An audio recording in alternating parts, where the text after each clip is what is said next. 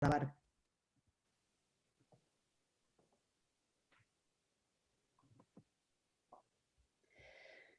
Pues empezamos entonces. Buenas tardes y buenos días a aquellos que nos están viendo y escuchando desde la costa oeste de Estados Unidos.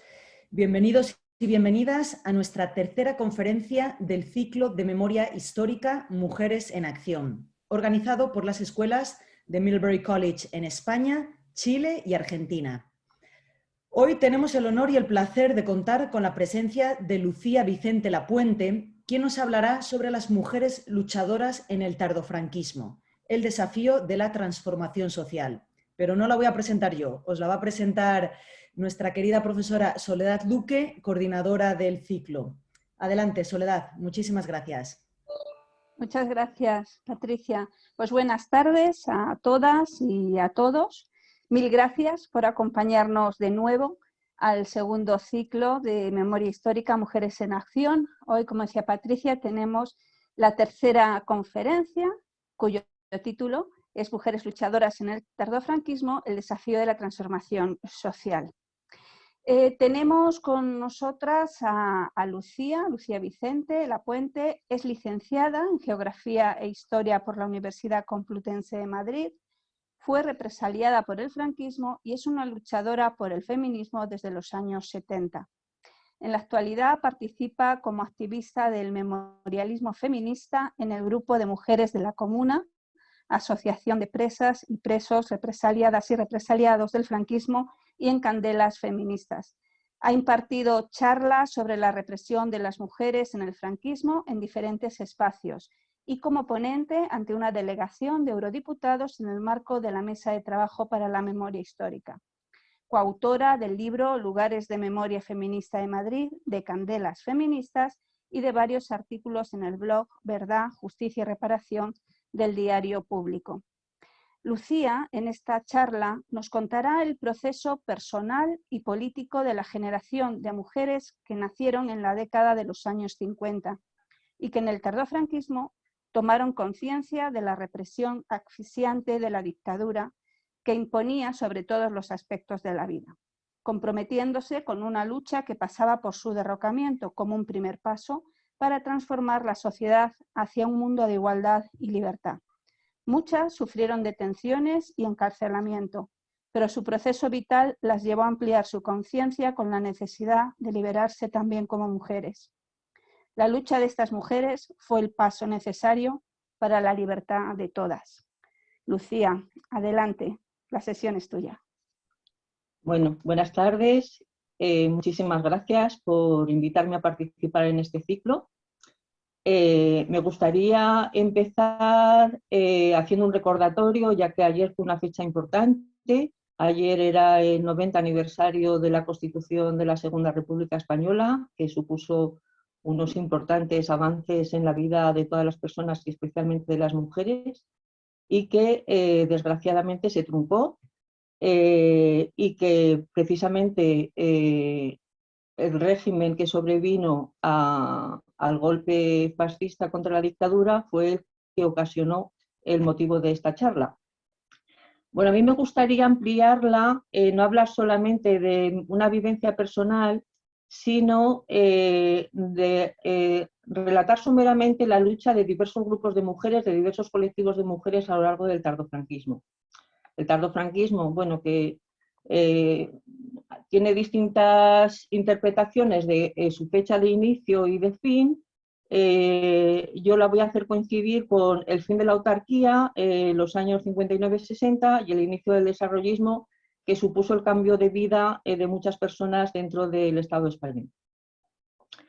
Y los colectivos de mujeres a los que me voy a referir, bueno, me voy a referir a ellos someramente porque la verdad es que cada colectivo merecería una charla en exclusiva, porque tenemos por una parte las mujeres de preso, tenemos las mujeres dentro de los movimientos vecinales, tenemos las mujeres en lucha en apoyo de otras luchas, tenemos las luchas laborales de las mujeres dentro de las fábricas, tenemos la lucha de las mujeres dentro de la izquierda revolucionaria y finalmente tenemos la lucha de las mujeres en el feminismo. Y estos colectivos muchas veces se interrelacionaron, es decir, Su aparición igual fue sucesiva en distintas etapas, pero en algunas de las etapas, en la etapa especialmente de los años 70, coincidieron todas en algunos ámbitos de lucha. Y bien, y me gustaría, bueno, faltaría otro colectivo importante, pero no me voy a referir mucho a él, que son las propias presas antifranquistas y sus luchas dentro de las cárceles en el tardofranquismo. Respecto a las mujeres de preso, es un concepto que abarca no solamente a lo que eran las cónyuges de los presos franquistas, sino a todas las mujeres familiares, es decir, incluían a las cónyuges, las madres, las hermanas, las hijas, todas las mujeres de la familia que desde el principio de la dictadura, en unas condiciones al principio muy duras de supervivencia, porque ellas estaban solas para procurar el mantenimiento de sus familias, tenían además que procurar conseguir un paquete que llevara a la cárcel, porque gracias a esos paquetes muchas veces supuso que los presos pudieran sobrevivir. Y que además estas mujeres, debido a que el franquismo hacía una cosa con los presos que se llamaba turismo carcelario, es decir, les iba cambiando de cárcel para evitar, la facilidad de la vida, estas mujeres tenían que hacer una peregrinación de cárcel en cárcel para poder procurarle esos paquetes a sus familiares. Estas mujeres coincidían en las puertas de las cárceles, es decir, en una dictadura donde estaba prohibida la reunión, la manifestación, etcétera, pues estas mujeres tenían un lugar natural donde encontrarse, que eran las puertas de las cárceles, donde tenían que hacer colas pues, para entrar a comunicar o para llevar los paquetes. Hicieron muchas veces concentraciones y movilizaciones dentro de las cárceles pues, para protestar, porque a lo mejor sus familiares estaban en regímenes de castigo y no podían comunicar, etcétera. Pero hay una primera movilización fechada con ocasión de la fiesta de la Merced en septiembre de 1963, en que las mujeres llegan de distintas procedencias a la cárcel de Burgos y la fiesta de la Merced era la patrona de las prisiones y el régimen dejaba que ese día los hijos menores de 11 años pasaran a estar un rato con sus padres o con sus madres, en el caso de que también en las cárceles de mujeres existía esto. Bien, en esa fecha, en Burgos, los hombres habían hecho un plante por la mañana, porque acudían todas las autoridades, hacían una misa, en fin, era una fiesta mayor, y como hicieron ese plante, les prohibieron las visitas y les prohibieron la entrada de paquetes. Las mujeres que habían ido desde otras provincias, que les había costado mucho esfuerzo llegar hasta allí, se decidieron manifestarse por la ciudad de Burgos. La policía las dispersaba y ellas se volvían a agrupar y se estuvieron manifestando en los años 63 en pleno régimen dictatorial. Es decir, esta fue una de las primeras movilizaciones de mujeres junto a otra movilización que también se dio en los años 62, que fue el apoyo de las mujeres a las huelgas en Asturias. Es decir, hemos dicho que había estas movilizaciones de mujeres de preso que siguieron existiendo a lo largo de toda la dictadura, incluso en la transición, que además ellas fueron la vértebra fundamental de las campañas por la amnistía de los presos políticos en la dictadura.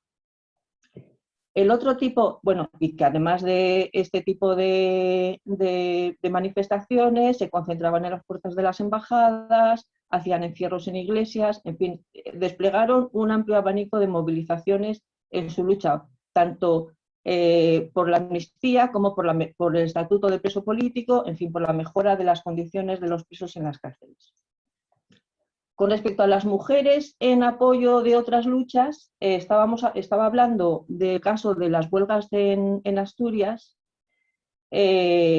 donde las mujeres se presentaban en las puertas de la fábrica o cortaban el tráfico para evitar que llegaran camiones con esquiroles. Estas mujeres echaban, en el año 62, echaban granos de maíz en el suelo para llamarles gallinas a los hombres que querían entrar a trabajar a pesar de estar todos en huelga y consiguieron paralizar la entrada de trabajadores, es decir, ellas no solamente procuraban que la huelga se mantuviera, sino que además hacían un gran trabajo en procurar la solidaridad de otras empresas y de otros sectores de la población con las huelgas de los trabajadores. Este tipo de movilizaciones también se estuvo dando durante toda la dictadura. Por ejemplo, en Cataluña pues era muy frecuente que las mujeres de los trabajadores salieran a manifestarse con los uniformes que utilizaban sus familiares, sus hombres en el trabajo, e incluso llegó en el año 75 a que 200 mujeres de General Motors estuvieran 27 días encerradas en la iglesia de San Andrés,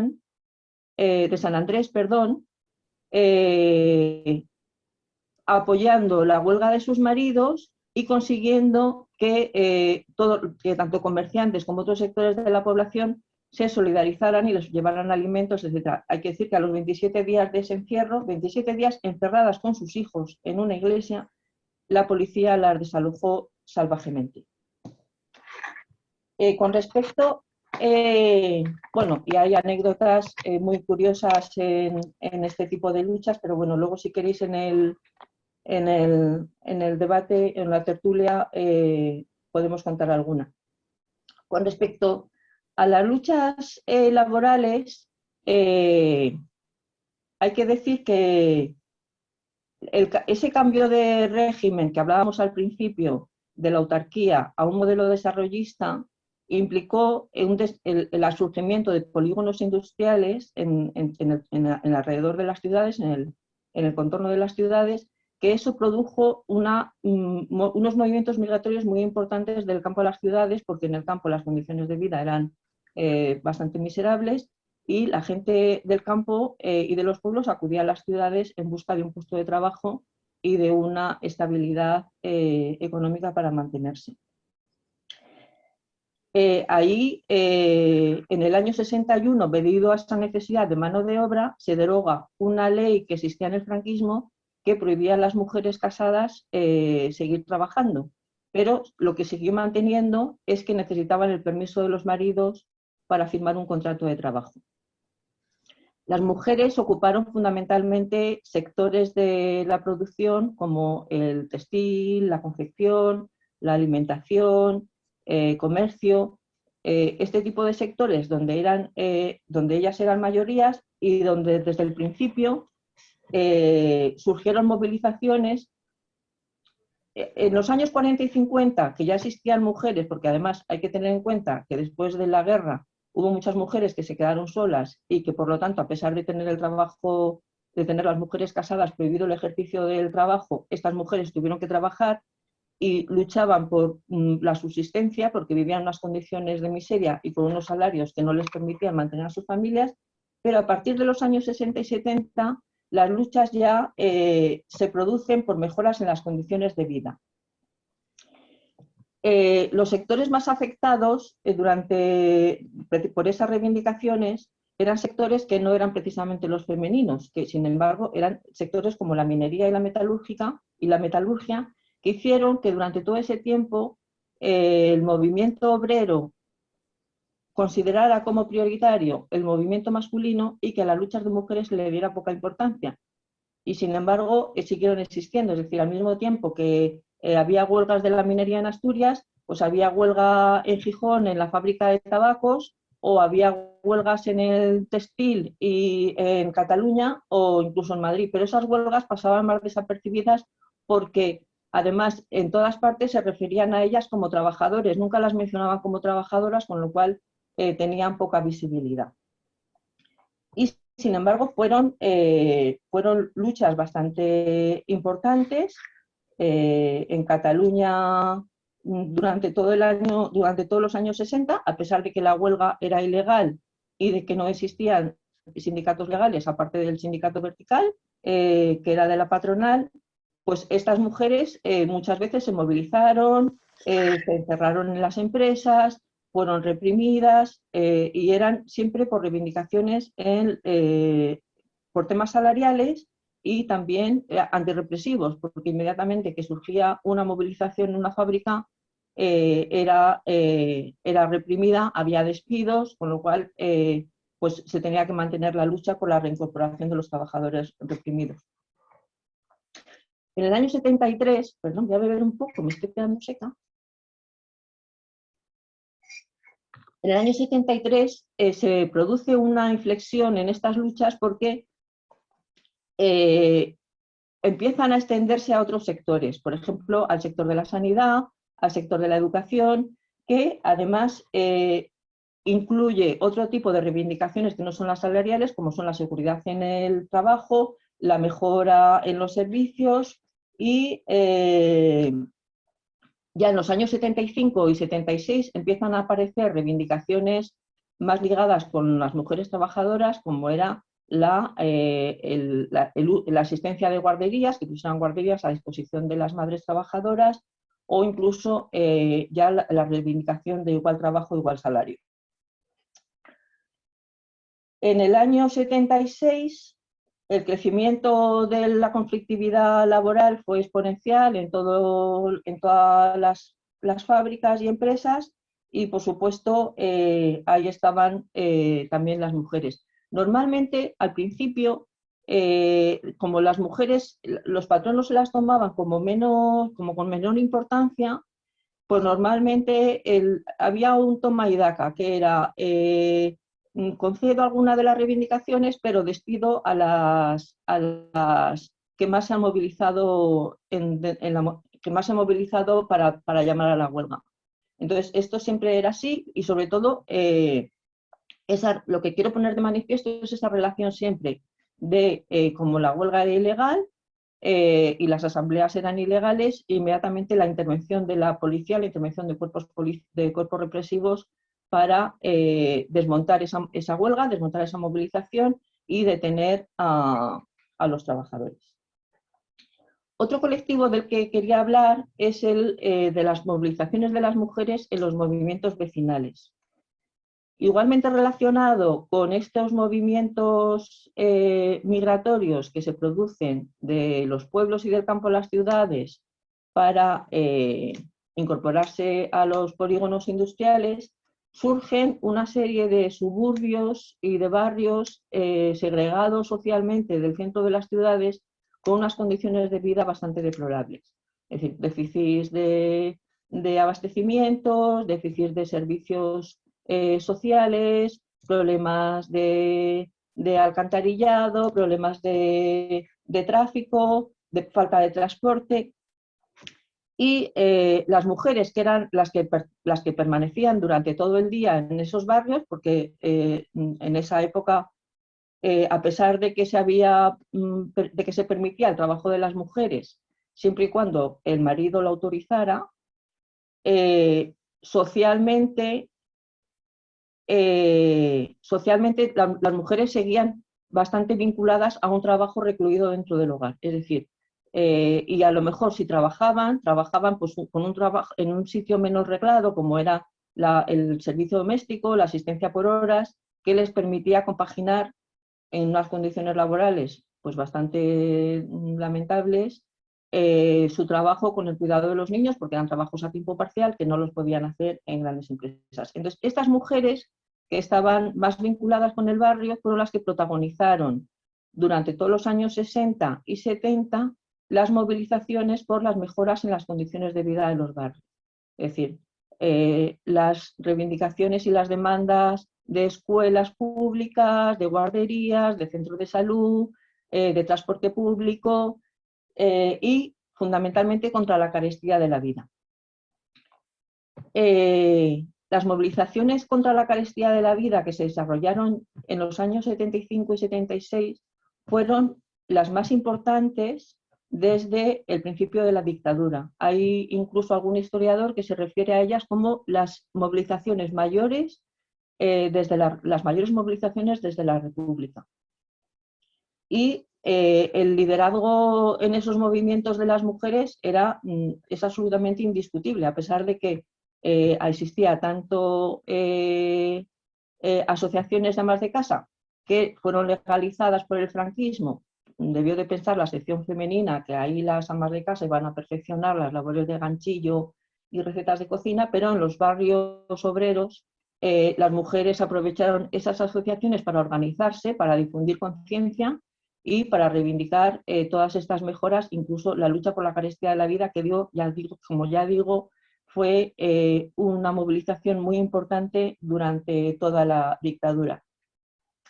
También en estas movilizaciones hay ejemplos muy curiosos. Por ejemplo, en un barrio de Barcelona, el barrio de Prosperidad, llegaron a secuestrar un autobús para que el autobús fuera hasta el poblado donde vivían, donde no llegaba el transporte público.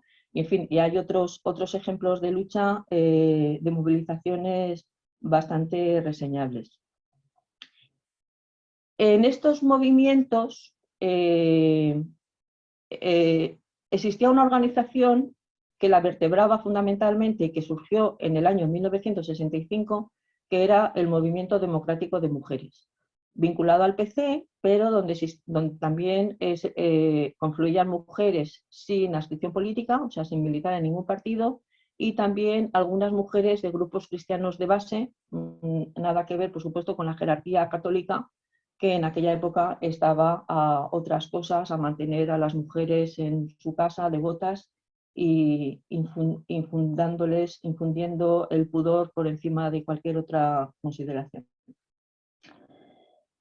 Llegamos así, bueno, todo este desarrollismo y este cambio de régimen que hizo el franquismo también permitió la apertura del país al exterior y, por supuesto, la imagen que dábamos fue importante para ellos. O sea, tuvo una doble vía. Por una parte, permitió que entraran otros modos de vida diferentes a los que aquí habían existido como costumbres morales y sociales hasta los años 60, a través del turismo fundamentalmente, pero también a través de publicaciones y a través de noticias de cosas que ocurrían en otros sitios, pero tuvo la doble vertiente de que también interesaba dar una imagen de cara al exterior un poco más civilizada y se plantearon acabar con el analfabetismo, que en aquella época seguía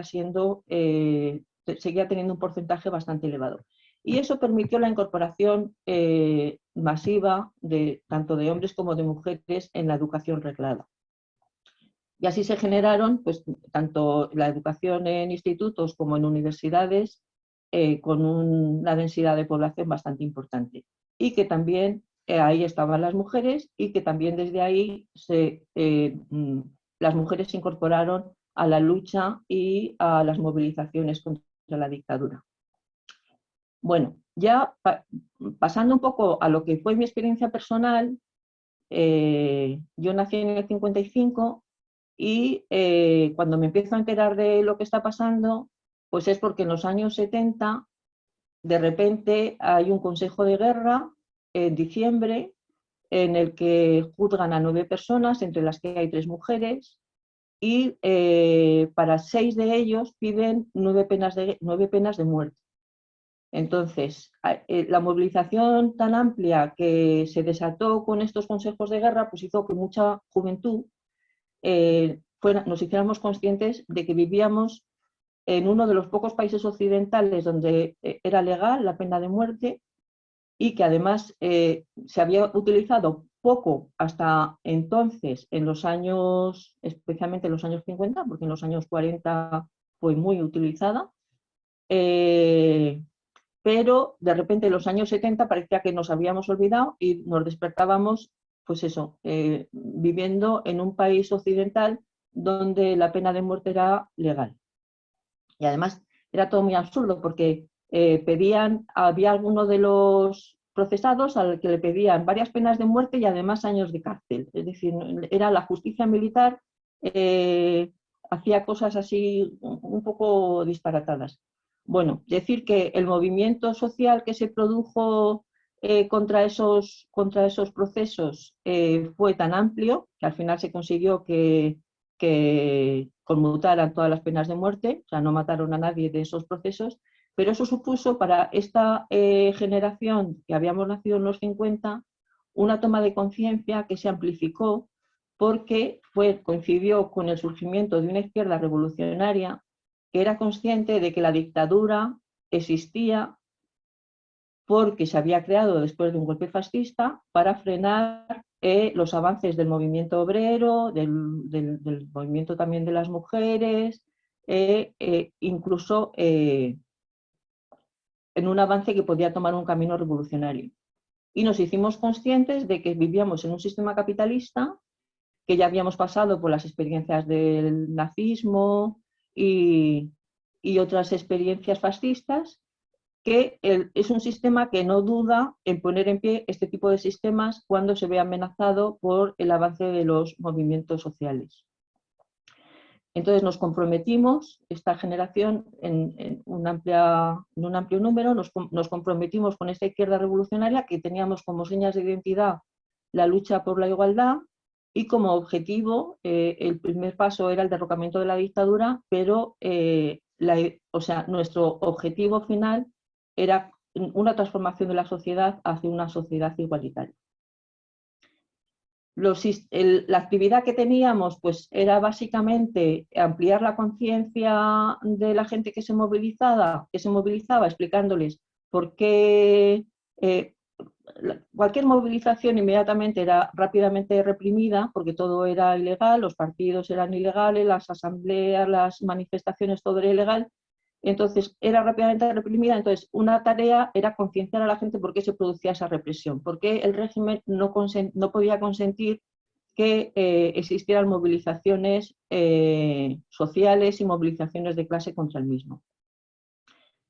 Esa actividad era difundir la conciencia sobre las verdaderas raíces las verdaderas causas de la represión, y también intentar participar en todas las movilizaciones que se producían, intentando extenderlas, intentando profundizarlas e intentando que cada vez fueran más generales, y que los que participaban en las movilizaciones a base de conseguir victorias fueran confiando en que en nosotros estaba la capacidad para transformar la sociedad.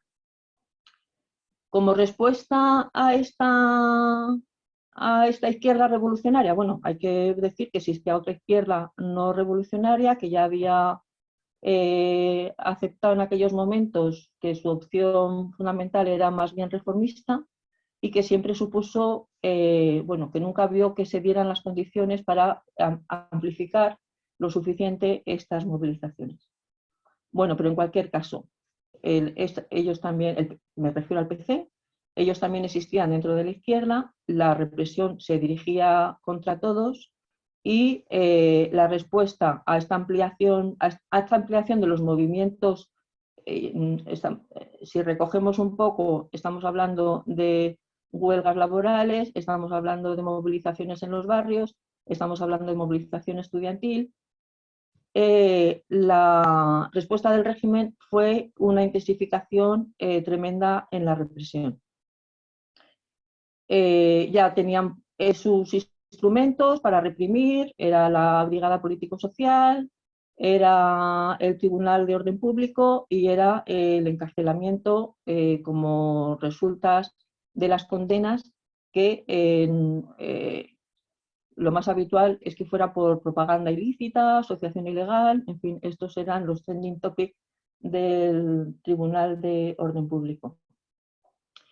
En fin, llegamos así, como todo el mundo sabe, no conseguimos derrocar la dictadura, el dictador se murió en la cama, pero lo que se abrió en ese momento fue un proceso en el que la izquierda pensábamos que era una oportunidad para conseguir una transformación social que fuera más allá de lo que era el fin de la dictadura. Y aquí me tengo que referir, porque son justo los años 75-76 en que empieza a aparecer de forma contundente el movimiento feminista en el Estado español. Un movimiento feminista nutrido mayoritariamente por mujeres que éramos de esa izquierda, y que por lo tanto surge como un movimiento muy radical y que lo que pretende es una transformación de la sociedad de calado. En 1975 hay unas jornadas en Madrid que reúnen a 500 mujeres y en 1976 hay unas jornadas en Barcelona que reúnen a 3.000 mujeres. Esto, 3.000 activistas. Esto da idea del volumen que ya tenía en esos años el movimiento feminista. Se nos ha dado en llamar la segunda ola. Surgimos aquí sin ningún referente porque no teníamos noticia ni habíamos heredado toda la lucha, toda la teoría y todos los avances que las mujeres habían conseguido en la República, pero lo que vivimos fue un momento muy importante porque ese contexto del fin de la dictadura nos hizo plantearnos una sociedad completamente diferente a la que vivíamos, donde se eliminara todo el vestigio de dominación sobre las mujeres y se cuestionara absolutamente todo. Desde la familia patriarcal, que había sido el principal organismo. ¿Cómo voy de tiempo? ¿Cómo voy? En como unos 10 minutitos. Ah, Queda... vale, vale. Bueno, habría que repasar un poco la situación de las mujeres en esa época. Es decir, cuando se muere Franco, en el Estado español el divorcio era ilegal, el adulterio para la mujer se castigaba con cárcel, cosa que no se hacía en el caso de los hombres, estaban prohibidos los anticonceptivos, estaba prohibido el aborto. Y había 350 mujeres encarceladas, aparte de las que estaban presas políticas, por cuestiones relacionadas con delitos de sexo, prostitución, aborto y adulterio. El movimiento feminista se planteó en ese momento. Para mí hay una cosa, lo más importante, y es que quiso romper con la división que el régimen franquista había establecido tan radical entre el ámbito privado y el ámbito público. Las mujeres estaban reducidas en un ámbito privado, donde cualquier problema, un maltrato del marido, un embarazo no deseado, una sexualidad penosa, cualquier problema era un problema personal que las mujeres tenían que vivir de forma individual y sin poder recurrir a ninguna defensa. Ya este movimiento vecinal del que habíamos hablado previamente había intentado extender la conciencia entre las mujeres a base de educación sexual, a base de acabar con las discriminaciones en el trabajo, de discriminaciones en la familia, pero seguíamos teniendo un modelo de familia patriarcal que consideraba que los hombres tenían el poder y que las mujeres estaban supeditadas en todos los ámbitos a ese poder masculino, tanto económico como social, como sexual, como en todos los ámbitos. Entonces ahí es donde el movimiento feminista se plantea romper todo esto. Nos íbamos nutriendo de lo que llegaba exteriormente traducido y el movimiento se constituye inicialmente como un movimiento muy radical y muy ideologizado. Lo que nos encontramos fueron unas políticas de pactos que redactaron una constitución francamente que no recogía ninguno de los aspectos del feminismo. El movimiento feminista hizo una campaña muy importante en aquella época, incluso llegó a hacer una redacción alternativa para muchos de los epígrafes que se incluían en la Constitución. Y sobre todo lo que quería era acabar con un factor que sobrevivió durante toda la dictadura y que sigue sobreviviendo actualmente, que era el factor de la impunidad. Una impunidad que abarca todos los terrenos políticos, económicos, de corrupción, etcétera, pero que abarcaba también en ese momento tanto a los maltratadores, bueno, y que sigue abarcando esa impunidad tanto a los maltratadores como a los violadores. Había muchísimos temas a los que plantear batalla, entre otros por la situación laboral de las mujeres. seguía existiendo el principio de la dote para que aquellas mujeres casadas que quisieran abandonar el hogar, y existía un principio, un concepto de responsabilidad familiar que se le adjudicaba solamente a los hombres y que seguía considerando que el trabajo de las mujeres era subsidiario y menos importante que el de los hombres. Realmente, en cuanto a conciencia social, a pesar de que la ley ya hubiera aceptado que las mujeres no necesitaban que se había anulado ya que las mujeres necesitaban el permiso del marido para firmar un contrato de trabajo, pero socialmente seguía existiendo la creencia por parte de los hombres, la certeza de que si ellos se oponían, sus mujeres no iban a ir a trabajar. Es decir, las mujeres iban a trabajar solamente con el concepto de ayuda familiar en aquellos casos en que el salario del marido no permitiera la supervivencia.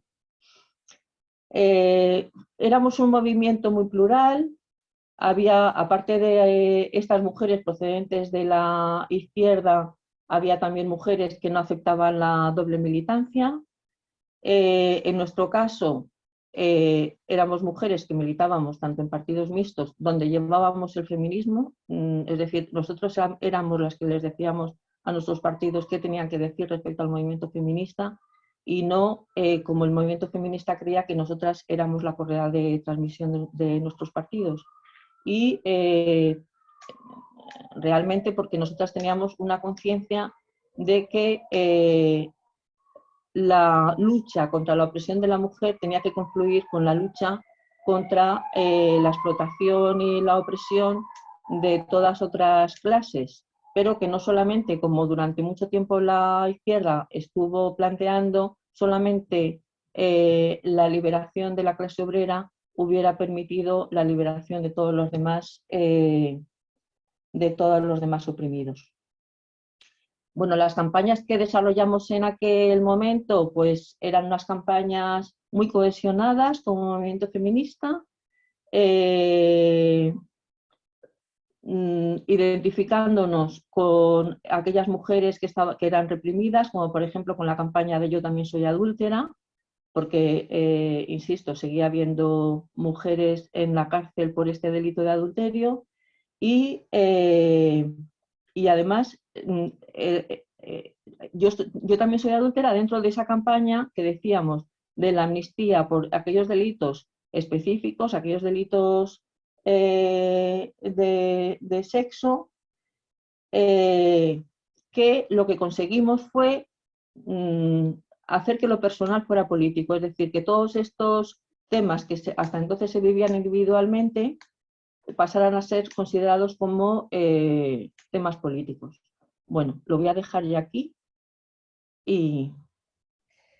¿Compartimos el vídeo que querías que mostrásemos? Por favor. Sí, perdón, como solamente se va a oír la voz, voy a aclarar. Es un vídeo, es la primera parte de un vídeo creado sobre la base de un libro de Carmen Barrios que se llama Rojas, Violetas y Espartanas, que cuenta experiencias de lucha de mujeres, entre otras la de las mujeres de Coca-Cola, las espartanas, pero que ya esto se nos sale un poco de periodo.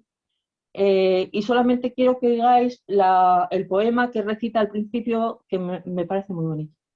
Muy bien, pues vamos a compartir vídeo.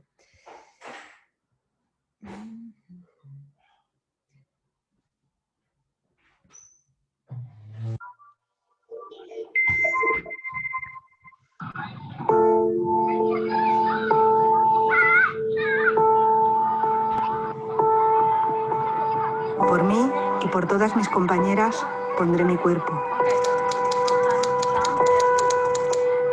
Hacia adentro y hacia afuera pondré la voz y el cuerpo y los pies ligeros con sus 5 dedos para hacer camino. Por mí y por todas mis compañeras entregaré hasta el alma mía. Por mí y por todas mis compañeras, como en aquel juego infantil. Nos animamos unas a otras desde dentro y desde fuera. Por mí y por todas mis compañeras hago memoria y escribo y cuento y digo en alta voz y en baja voz, para dentro y para fuera de mí misma. Por mí y por todas mis compañeras hago camino, comparto historia y la construyo. Enlazo a todas las mujeres en una voz que suena a tierra, a fuego, a viento y a mar en calma, a mar profundo, a mar salado.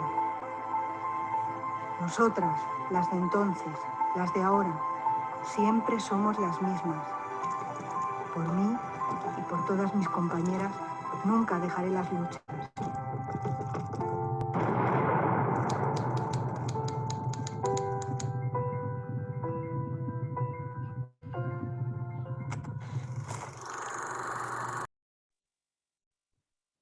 Bueno, Lucía, qué bonita y además qué final, por mí y por todas mis compañeras. No veo que haya otra frase mejor, desde luego, para enmarcar esta charla.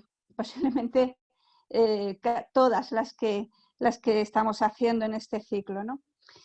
Bueno, mientras se animan los asistentes y las compañeras a mandar algunas preguntas, yo quisiera, Lucía, además de darte las gracias por esta estupenda intervención, me gustaría empezar con una pregunta que nada más escucharte cuando estabas comenzando la charla y hablabas de todos estos colectivos de mujeres, ¿no? Mujeres de preso, mujeres en las luchas laborales, los movimientos vecinales.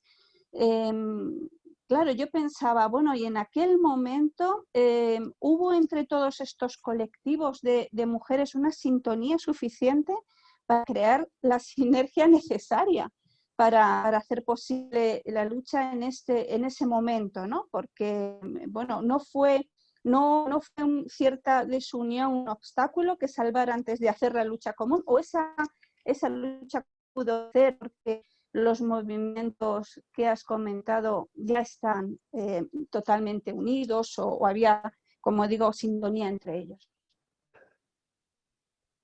Es que la influencia se daba porque mejor la lucha en estos barrios que decíamos que se inventaron de estas migraciones, en estos barrios vivían las mujeres trabajadoras, vivían las amas de casa y vivían las mujeres de los obreros y además también probablemente vivieran las mujeres de presos. Es decir, que dentro de un mismo espacio se producían todas estas luchas, se producían y se conocían, porque las luchas de las empresas dentro de los barrios también eran conocidas y dentro de los barrios también se difundía la solidaridad, la creación de cajas de resistencia, la extensión a otras empresas que se iniciaron a lo mejor en una empresa y que luego con el tiempo pues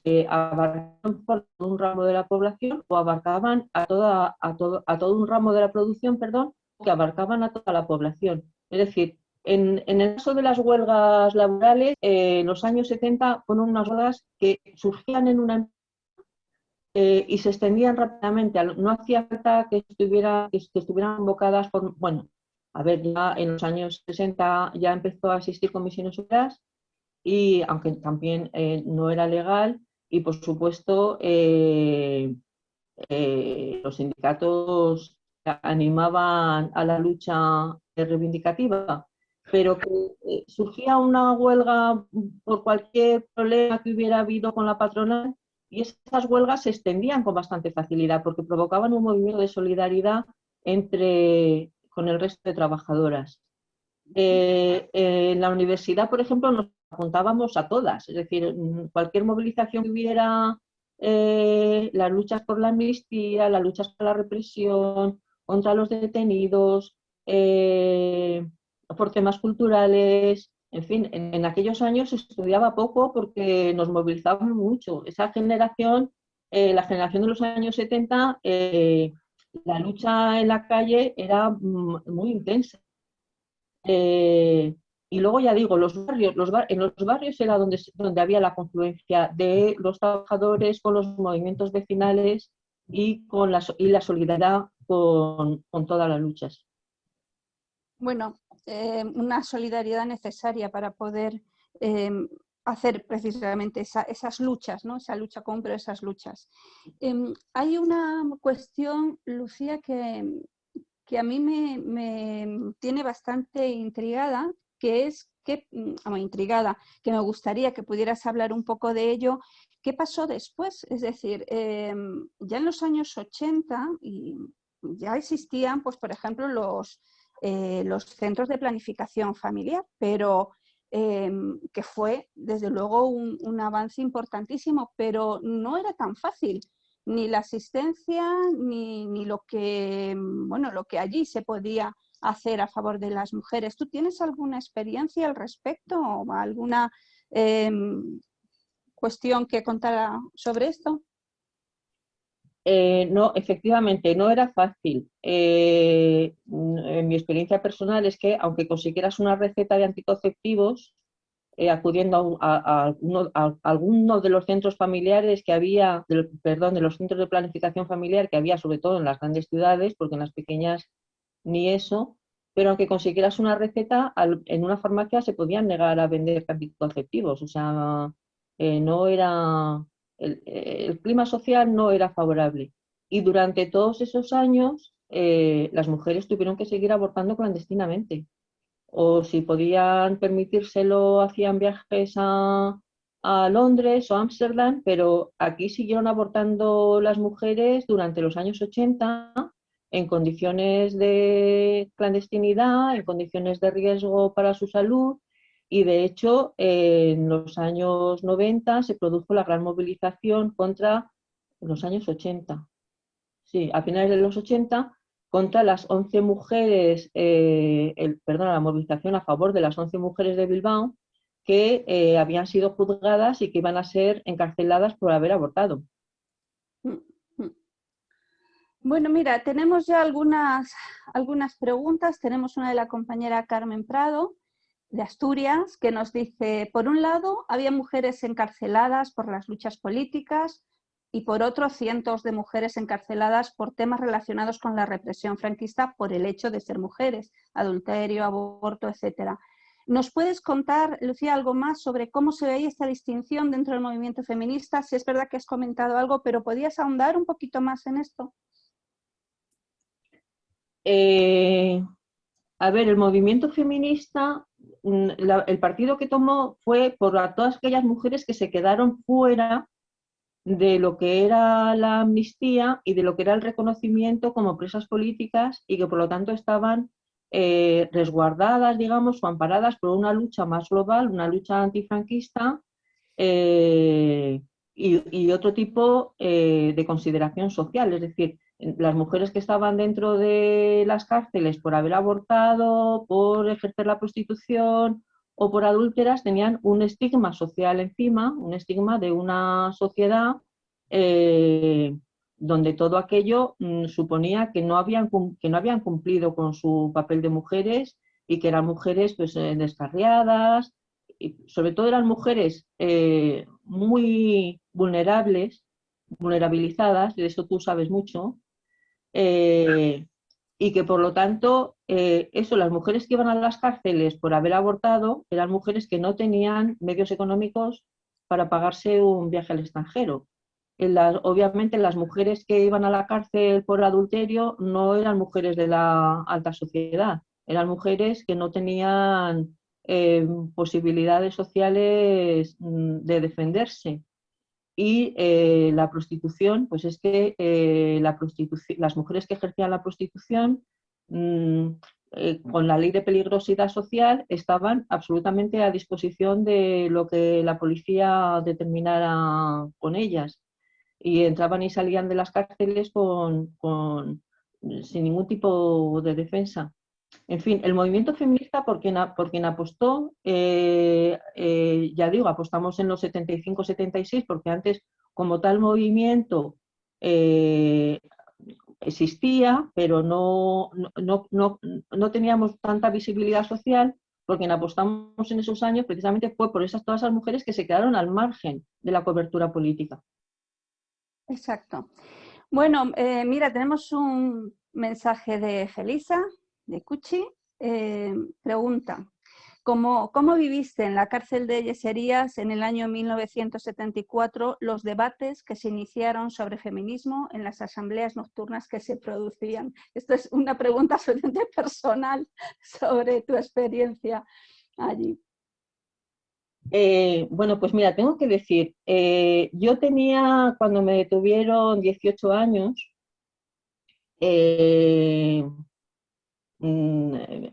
era militante, tenía creo que una conciencia política elevada y también conocía la situación de las mujeres, es decir, no tenía los ojos cerrados, pero lo que descubrí en la cárcel de Yeserías fue la necesidad de autoorganizarnos como mujeres. Que eso, hasta entonces, la verdad es que no me lo había planteado. Y después de salir de la cárcel de Yeserías, mi única opción militante fue la militancia con mujeres. Bueno, seguía militando en un partido político, pero en movimientos sociales exclusivamente de mujeres, y dentro del partido creando comisiones de la mujer, precisamente pues eso, para transmitir, digamos, más de fuera adentro que de dentro afuera, el cambio social que queríamos las mujeres. Muy bien, Lucía, tenemos tiempo para un par de preguntas más. Una de ellas es de la compañera Elena Coronil. Cuando has hablado de ese intento de aportar algunas cuestiones a la Constitución, te preguntas si se llegó a incluir alguna de esas reivindicaciones aportadas por las feministas en la Constitución. No. Directa. No, es más, la Constitución sabéis que está redactada en masculino, no aparece las mujeres más que creo que en 2 ocasiones, y tiene algún artículo que crea bastantes problemas, como la defensa del derecho a la vida, porque eso supone que se puede encargar el derecho al aborto ateniéndose a ese punto que se refleja en la Constitución. Bueno, y para finalizar, queríamos pedirte, bueno, es nuestra directora, pero te lo pedimos todas, algún libro, documental, alguna recomendación para los asistentes, para las personas que nos están escuchando y viendo, para que puedan aumentar su conocimiento sobre todo esto que de lo que nos has hablado. Pues a ver, no sé si voy a ser muy capaz de reproducirlo, o a lo mejor se puede difundir después. Bueno, con el tema, por ejemplo, mujeres de preso, el libro de Juliana Dicebo, Resistencias femeninas en la dictadura, creo que es quien pone en primer lugar el término mujer de preso. Miren Yona tiene también algún libro sobre la historia, sobre historia de las mujeres, que no recuerdo el título. Pero bueno, a ver, voy a aprovechar para hablar de un documental. Hemos visto el inicio de un documental que era por mí y por todas mis compañeras. Y voy a contar que este documental, que recoge varias experiencias de luchas de mujeres, es la continuación, 40 años después, de un documental que hizo la televisión sueca, que se llamaba Mujeres rebeldes, mujeres luchadoras. Si me dais un momento lo encuentro.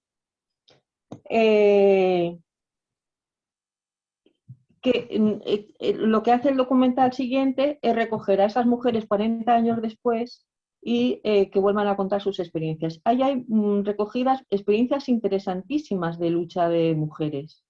En el caso de la televisión sueca hay una primera parte que habla la jefa de la sección femenina, que también es interesante como testimonio de la época, ¿no? Las cosas que ella plantea en plenos años 70.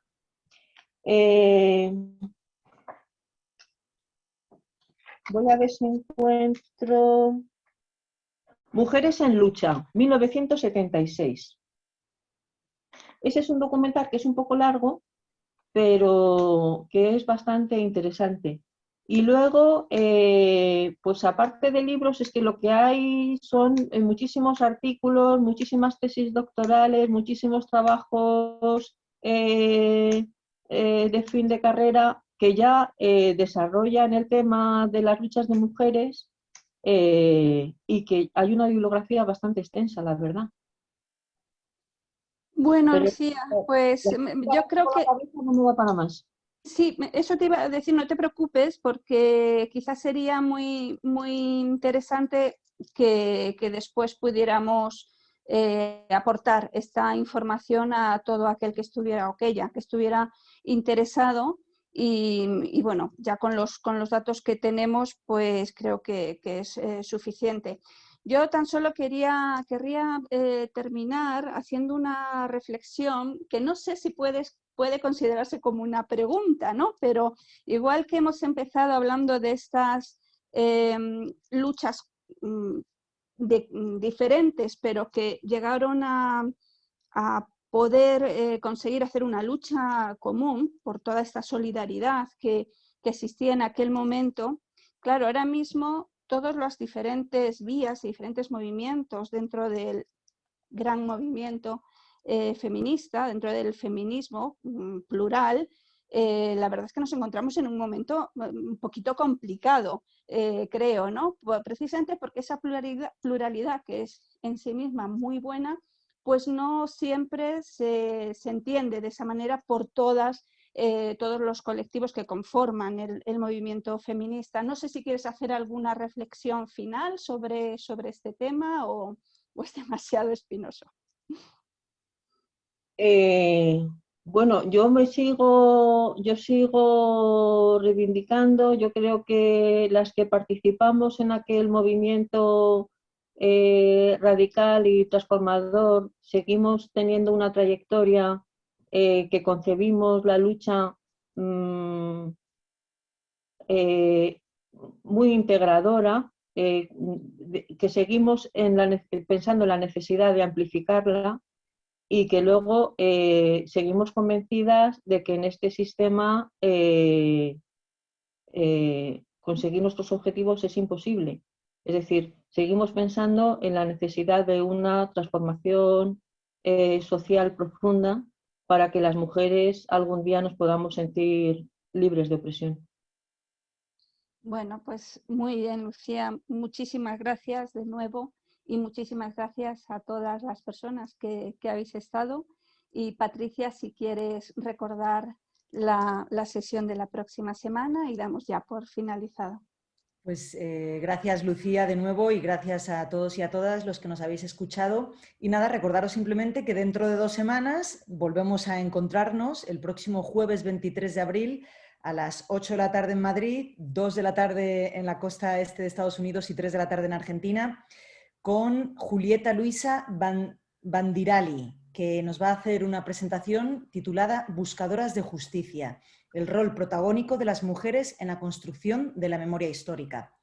Así que esperamos veros a todos en 2 semanas. Muchísimas gracias y buenas noches.